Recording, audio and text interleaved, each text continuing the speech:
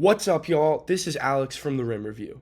The Rim Review is a page that offers in-depth player analysis and gives nuance to the way that you watch basketball. In this series, we are going to be looking over every single prospect in the upcoming NBA draft. Some of them are some hidden gems, and some other prospects you may already know.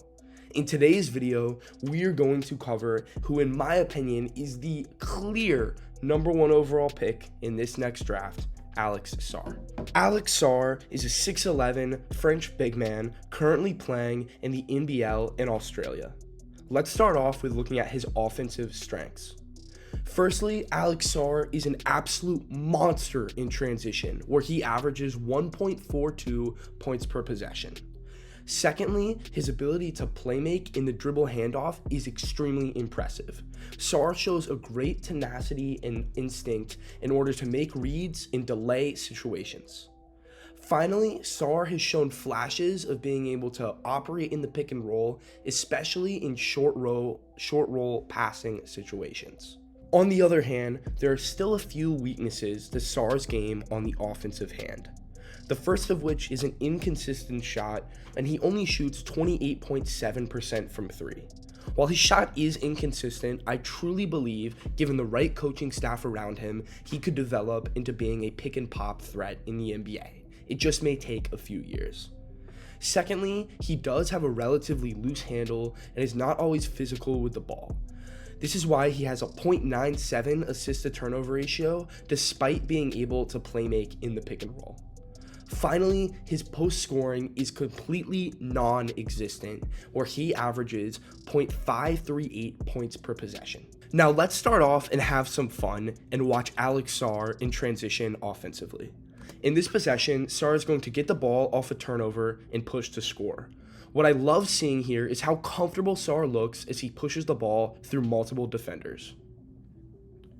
In this next possession, it doesn't feel like a necessarily transition situation as they're slowly bringing the ball up the court. However, Sarr calls for the ball, gets it, changes pace, and completely goes at his man. What I love to see here is Sarr recognizes the low point of contact from the defender right here. When you're guarding Alex Sarr, you need to meet him up here in transition, because if not, he's going to cut the court and make a play. In this next possession, Sarr's calling for the ball in an outlet situation. He comes ahead, recognizes the defender is not there, and gets a tough bucket. Once again, what's really exciting to see here is as soon as the point of contact is low, his defender is not meeting him in time, is multiple steps away, Sarr sees this and is able to get downhill. He also loves having that spin move into a nice touch shot. In this next possession, Sarr does a very similar thing. He calls for the ball, once again, looking for an outlet pass in transition. Once he gets it, he's able to cut the court and finish through contact. Right here, we're going to see Sarr do something that he loves to do, which is change pace to score. As you can see right here, Sarr starts to slow up, causing the defense to relax. He recognizes this and once again flows into a nice spin move touch shot. While Sarr is very talented in transition, he oftentimes has issues and potentially could draw multiple charges. Right here, Sarr is a little overly aggressive and out of control, causing the charge. What I would love to see if Sarr was a little bit more comfortable is him to cause this defender maybe to take one more step in and make a skip pass out to the corner. I think Sarr making these next level reads is something that could allow him to be that much better offensively. One final part of Sarr's game in transition is his ability to operate in trail situations. Right here, Sarr is going to run through the trail spot and make a play, showcasing his abilities. What I love to see here is Sarr's ability to quickly rip through as soon as he catches the ball, which does a great job of attacking his defender. Right here, you can look at his defender's feet. They're not set, he's not ready to go, and Sarr is able to exploit this.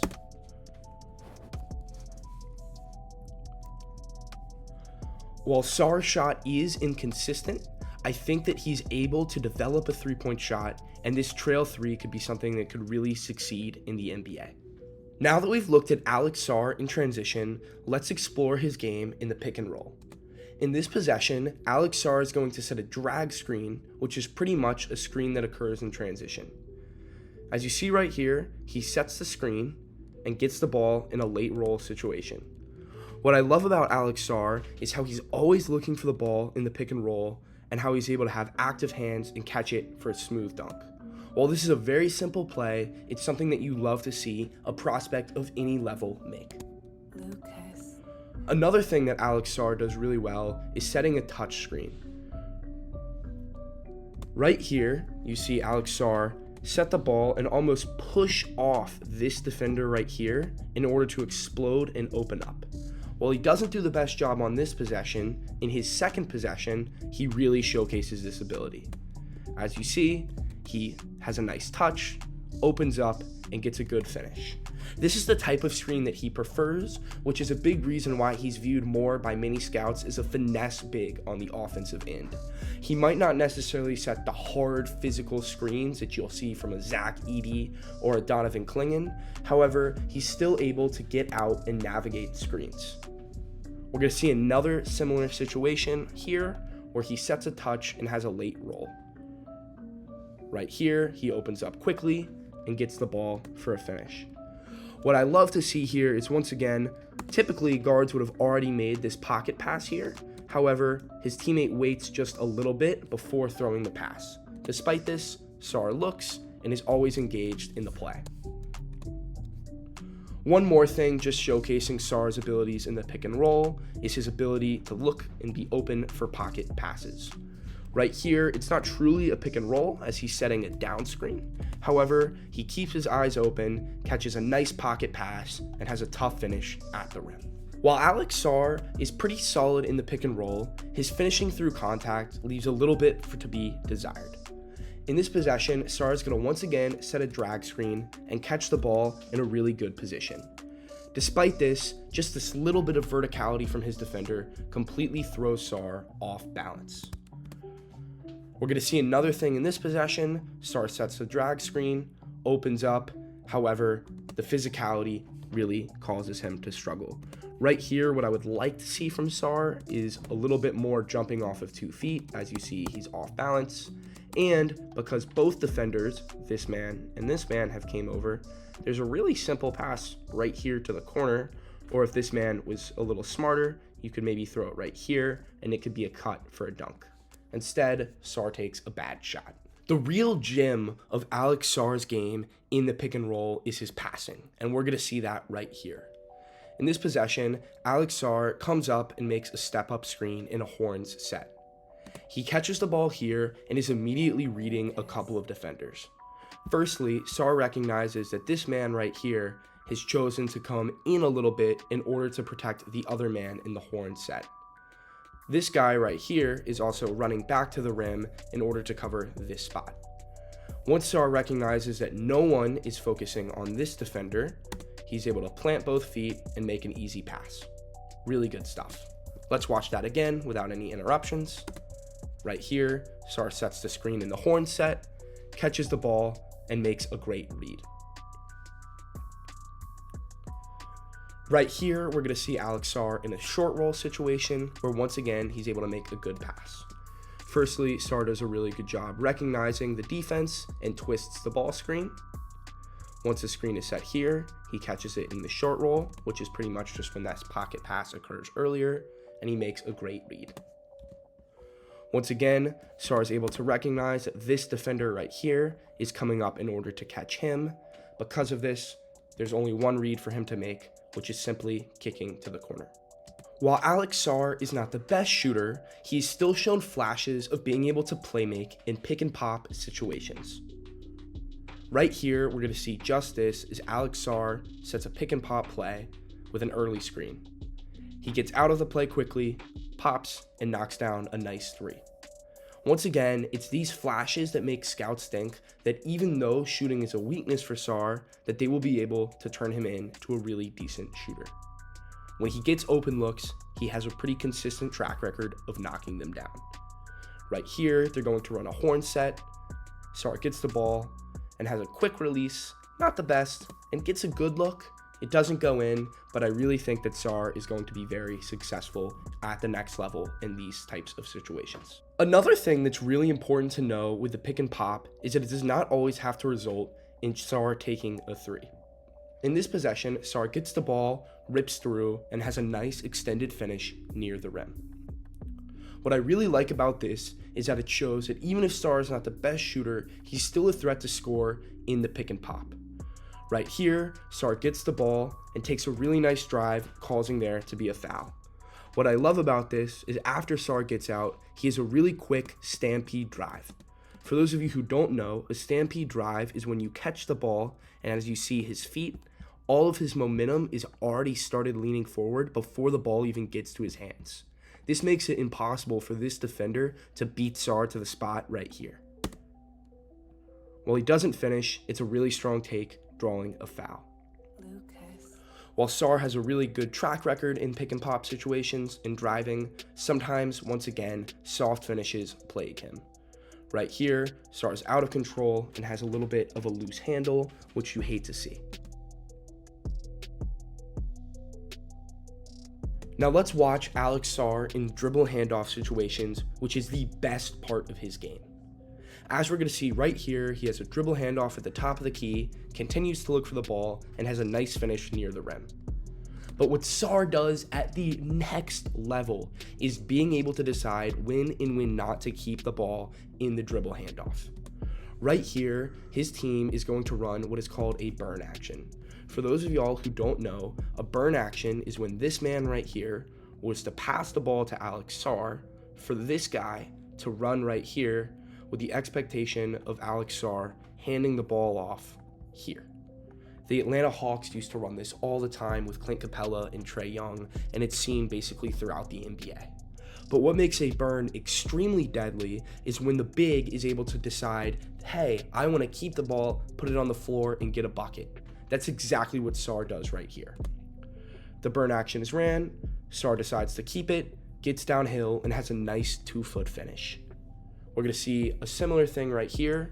Sarr catches the ball after setting this down screen. He flashes up, decides that he's not going to get it, and gets an easy basket. What I love about this here is number 8, his man, is so clearly expecting the dribble handoff. As you see, he's not in really good positioning. He gets lazy and cheats. Sarr recognizes this and is able to change pace and explode. You love to see it. Alex Sarr also shows flashes of being an effective player in isolation. Despite being 6'11", Sarr is often able to get to the rim and make plays. Right here, Sarr catches the ball, rips through, and makes a nice basket. Once again, one of Alex Sarr's favorite moves is this spin move into a touch shot. As you're going to see right here, Sarr is able to get the ball, spin, and have a nice finish. One shot that Alex Sarr takes that I don't love is his mid-range jump shots. It's a shot that he does enjoy and makes at a relatively high clip. However, I don't know if it's going to be successful in the NBA. Right here, Sarr does do a good job ripping through and getting to his spot. However, it's a shot that I don't think a lot of coaches are going to love because of its low efficiency. As I've mentioned multiple times throughout this video, Alex Sarr struggles with physicality. We're going to see the exact same thing on this possession where he has an isolation drive from the corner and takes a really bad shot. One thing that I would really like to see more from Alex Sarr is him being able to recognize when he should not just give up on a play and reset it. As you see right here, Sarr does not have an advantage, however, he still forces up a really bad shot. At the next level, hopefully Sarr will be able to recognize this, jump stop, and have a simple kick. Now this next clip is kind of its own section, however I wanted to include it because it's rare to see a 19-year-old make these types of reads. Right here, Alex Sarr is going to dance in the dunker. For those of you who don't know, the dunker is basically these two locations on the basketball court. Alex Sarr flows into the dunker right here, and what he does really well is when a drive is occurring from this direction, what's really good to do is dance in the dunker, which is when you go from this dunker to the other dunker. This causes this defender right here not to know where Sarr is, and Sarr gets a really easy bucket. While he does not fully go from one dunker to the other, it's something that I recognized multiple times as I was watching his film, and I found it to be really impressive to see this at a young age.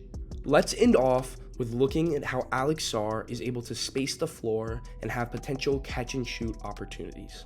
As I mentioned earlier, Sarr is not the best three-point shooter, however, it's something I think he could potentially develop. What I like to see here from Sarr is he's able to lift and knock down a three. It's good instincts like that that are going to make him maybe a capable shooter in the pros. In this possession right here, Sarr is going to go from the corner into the wing because he's able to recognize that his man and teammate is not going to make the pass from where he is to the corner. Sarr lifts, is looking for the ball, and knocks down the three. While it's not the fastest release when you consider the fact that he's a 7-footer, I really like to believe he could maybe become a decent kind of spacing the floor big. Right here, Sarr continues to move off the ball, bumps out to the corner, and gets a shot off. His shot really does look good for a big man, it just isn't the best so far. There is no doubt in my mind that in the right organization, with the right dedication, Sarr could become a 35% three-point shooter in the NBA. And if you're shooting at that level as a big, you are really able to make an impact. When looking at spot-up situations, Alex Sarr does a pretty decent job attacking closeouts. Right here, Sarr's going to catch the ball and have a pretty straight line drive to get to the basket. While it's nothing special, I really like seeing bigs that can put the ball on the floor, especially at his age. Once again, we have to remember all of these players are prospects, and given the right system, I think he can develop into being really successful. One thing that I don't love from Sarr is his consistency to take these tough mid-range jump shots. Right here, he catches it in transition and settles for really not the best mid-range look. While he does make it, it's not something that I love to see. Honestly, if his release was quicker, this three could be something that he could maybe take that I would like more than an inefficient step-back mid-range. One final clip that I'm including is Alex Sarr with an offensive rebound tip-in. While it's not something that he does amazingly well, he is long, and I think it's something that he's going to do a little bit better in the NBA. I love the effort from Sarr, and once again, the length from him is able to create a nice basket. Now that we've looked at Alex Sarr's offense, let's look at the best part of his game, which is his defense. Firstly, Alex Sarr offers elite rim protection, averaging 1.5 blocks per game, and once again, this is in a professional league in Australia. Additionally, Alex Sarr is a really good pick and roll defender and is able to navigate a variety of different pick and roll coverages. Whether he's switching, whether he's in a soft hedge, whether he's in a hard hedge, or just a complete drop, Alex Sarr can do it all. Finally, Alex Sarr is really good in driving line situations, and if he switches on to a guard or if he's guarding maybe a wing in a closeout, Sarr is able to do a good job and slide his feet to make a play. When looking for weaknesses in Alex Sarr's game defensively, you don't find much. Occasionally, Alex Sarr does get out-muscled in the post. However, he's pretty much an average defender in those types of situations. I think once again, when he's able to get in the NBA and put on a few more pounds, this is really not going to be a weakness, and at worst, it's going to be something he does at a league average level. However, I would not be shocked if he ends up becoming a decent to above average post defender. One other weakness that you see with Sarr is at times he may be a little over-aggressive gambling for steals. While it has worked for him in the NBL, I'm a little concerned that he might fall for some reads and pass fakes from NBA guards that are able to make decisions at a higher level. These are really the only two defensive weaknesses I see from Sarr, and I think he's really a defensive mastermind. Many scouts have him compared to Jaren Jackson, and I think that's a really good comp, especially on the defensive end. If we're comparing him to Jaren Jackson, we're talking Defensive Player of the Year level defense from Alex Sarr. Let's start off and have some fun and watch Alex Sarr and his help side rim protection. Right here in transition, Alex Sarr is able to hustle back and make a play. What I would like to happen a little bit better here is for number 8 and the rest of the Perth Wildcats team, which is Alex Sarr's team, to have better communication. Number 8 right here is the man who's picking up the ball, however he's a little late to make an impact. Additionally, no one calls out the rim, as I think most defenders are expecting Alex Sarr to be the guy to come back. However, the principle that most NBA teams have is actually rim, ball, wall, so the first guy back, no matter if you're a guard or a big, so number 5 should be the one to get the rim, and Alex Sarr does what I think is the correct play here and tries to build a wall. However, he's not in the best stance. While this is true, Alex Sarr is just different and is able to make a play and protect the rim. In this next play, Alex Sarr becomes the man who's actually getting the rim, which is what you're going to see him do mostly in transition. And when he says he's protecting the rim, he means it and gets an amazing block. In this play, Alex Sarr makes a really interesting gamble and leaves his man at the elbow in order to protect the rim. These instincts right here are extremely elite and what I love to see. Once again, let's watch Sarr recognize that the guard is going to shoot. He says, "Get that shit out of here." Sarr does a really good job making multiple moves on this next possession. He firstly is doing what we would call a fire, which is when you double the post right here. Once the ball is out, he gets back into the play, is fronting the post. Really good stuff. However, number 5 here, maybe he saw somebody in the crowd that he liked. I don't know. He's not really paying attention to anybody, which allows this back cut from number 6 to happen. Typically, when you get beat on a back cut, this is going to be something that's shown in film as an easy basket. While I guarantee you this was shown in film to yell at number 5 on Perth, it did not lead to an easy basket because, wow, Alex Sarr is different and gets an elite block. In this next possession, I just wanted to include this to showcase Alex Sarr's ability to remain vertical and make plays and help side rim protection. I also guarantee you, when Alex Sarr is the first overall pick in this draft, this clip is going to be one of those that Jay Billis goes over talking about Sarr's highlights. Wow, this is just impressive. Put him on SportsCenter. Now that we've looked at Alex Sarr's help side rim protection, let's look at Alex Sarr in the pick and roll. While Alex Sarr can play a variety of different pick and roll coverages, drop coverage is what he does the best. For those of you who do not know, there are a couple of different levels of pick and roll coverage. The first of which would be a switch, which is something that you probably ran a lot in your high school level, which is simply when this screener sets a screen right here, Alex Sarr would pick up the guard, and then the guy guarding the guard would pick up this guy. This coverage you don't see much in the NBA, especially when a center is involved. However, it does happen at times, especially with bigs who are mobile like Sarr. The second type of coverage you can see is a soft hedge. This is pretty much if this screen were to occur and Alex Sarr were to be about at the level right here, meeting number 6, making this drive. The next type of coverage is a hard hedge, which is if Alex Sarr jumps out, forcing number 6 to almost go the other way and deal with pressure. The next level of coverage is if Alex Sarr were to really just have a straight up double team on the ball and be really aggressive. And then finally, there is drop coverage, which Alex Sarr does really well and what NBA teams do the most. Pretty much what drop coverage is as if Alex Sarr kind of stays back, maybe plays a little bit lower. And the most important thing with drop coverage is to make sure that the screener right here does not get lower than the guy who is guarding the screener. This is the coverage that almost every NBA team runs, especially during the regular season. Now, there are also a couple of different coverages, such as weaking or icing. However, we'll get into those at another video. Now that all of this has been explained, let's watch Alex Sarr in the drop, which is what he does best. Sarr does a really good job in the drop here, handles the defender, Sanders his man, making multiple moves, stays in front of him, and gets a nice block. Once again, we're going to see Alex Sarr in drop coverage in this next possession. The screen is set right here. Sarr initially moves down, stays engaged, and gets a block. Yes, I know all of these clips include blocks. However, Alex Sarr is just that special at rim protection.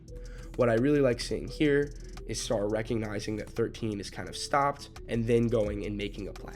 In this next possession, Alex Sarr starts off in drop coverage. However, he veers, which is when his drop turns into a switch. As you see here, he goes from drop coverage, switches, and once again, wow, that length is special. Right here, Alex Sarr is going to do an initial switch, which is because number 5 is a bigger guard and Alex Sarr is mobile and able to pick up this defender. Sarr does a great job here, has active hands, and forces a turnover. Let's watch it again as Sarr seems extremely comfortable picking up a guard on the wing. Sarr moves his feet, is engaged in the play, and it causes a turnover. Right here, we're going to see Alex Sarr again switch onto a guard. The guard is going to reload, which is when he catches the ball after kind of getting the switch. The guard tries to attack Sarr, however, Sarr stays in front of him and really just embarrasses him. We're going to see a very similar thing happen here as Sarr switches. Right now, he's guarding the post. The screen occurs, Sarr picks the ball up on the wing and has really good defense and good feet. What I love seeing from Alex Sarr here is him not flying by on this pump fake from number one and instead remaining engaged in the play. Right here, we're going to see Alex Sarr overplay a dribble handoff, which is something that he does do a little much. As you see right here, Sarr is being aggressive and he's expecting the DHO to occur, which then allows the defender to keep the ball. While this is true, Sarr tries to recover and has decent driving line defense. However, you just can't get outmatched like this. I also hate seeing him get bumped, which leads to a weaker play.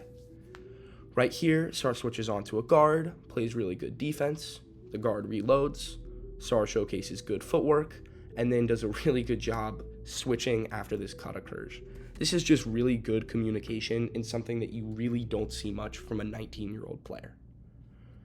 While this is true, Sarr sometimes lacks physicality in driving line situations, and he can frequently get bumped and give up a score. As you see right here, when Sarr gets bumped, the man is able to get into a spin move and get a nice touch shot. Finally, let's look at Alex Sarr in the post, which is definitely his weak spot defensively. Right here, Sarr is being engaged in the play, has good verticality, and forces a tough shot. However, he simply gets buried. In this next possession, he has to guard Aaron Baines, and Sarr really does do a good job competing. However, against bigger bigs, sometimes it's just tough. I'd really like to see Alex Sarr put on a few more pounds to become that elite defender that I truly believe he can be. Finally, Sarr does get beat on drop steps and baseline spins, as that's kind of his weakest spot defensively. While this is true, Sarr does still have flashes of being a really decent post defender, and he does do a really good job remaining vertical. Right here, Sarr initially tops blocks the down screen, competes, keeps his hands up, and leads to a miss. Overall, I think Alex Sarr is the clear first overall pick in this upcoming draft class. I think that Sarr's ceiling and most likely outcome are actually pretty closely intertwined. I think that most likely Alex Sarr is able to become an above average offensive player that is able to kind of play make for himself, make reads in the pick and roll, and maybe develop a shot. If he hits his ceiling outcome, I think all of these things are true, except Sarr even develops like a really high level shot and maybe can work on that, and he's able to create for himself and develop that handle even further. I think both outcomes involve him being an elite defender and someone that is consistently making all defensive first and second team, maybe even winning a defensive player of the year. I have no doubt in my mind that Alex Sarr has the ability to make multiple all-star games. When looking at Alex Sarr's floor, I think that you're really, with his defense, going to always have someone that you can plug in and start. I think in a worst case scenario, he's kind of one of your first guys off the bench, and you put him in for defensive situations where you're able to get a big that's able to guard all 5 positions on the court and move at a very high pace. I really struggle to see a world where Alex Sarr is not starting on an NBA team 5 years from now, even if he hits his floor. I like Alex Sarr. I think he's a pretty low-risk prospect. I think it's hard to see him missing, and I think his ceiling is really high, and I could totally see him being the second or third guy on a championship team. I really like this prospect, and I'm really excited to see what he can do at the next level. While this draft class is consistently bashed for not having the Victor Wembanyama type guy, I really like to see talent from players like Sarr. Thank you for watching today's video.